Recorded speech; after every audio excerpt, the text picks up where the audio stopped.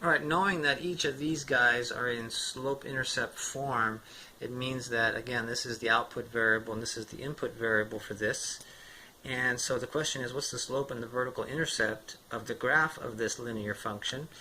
And so here again, if you have a function in slope-intercept form, it's going to give you the slope, which is the coefficient of the input, and then that guy will be part of the vertical intercept. So again, slope here is just the coefficient of the input variable, so that would be a 3/5 slope, and the vertical intercept is 0, comma, that guy.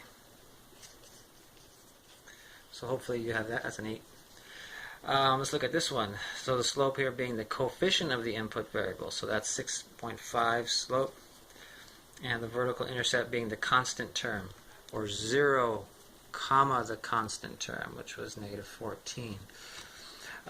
Here, this one's a little tricky because you might say, Aaron, where is the input variable? Well, it's there. You can think of it as being there, but with a coefficient of 0 or times 0.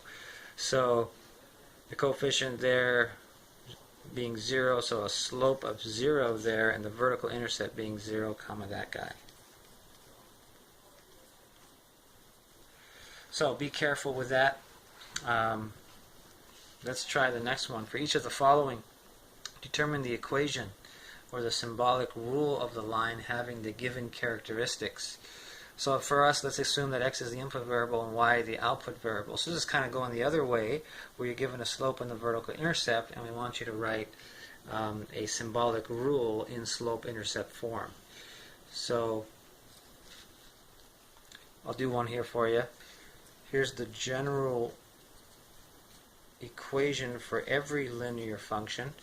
You can write it that way, which is called the slope-intercept form. So we know the slope's -4, so we can replace that with -4, and then the second half of the vertical intercept is the b value. So there it is. There's a symbolic rule that has this information on it that illustrates a linear relationship between x and y. So try those and then compare mine with in the next video.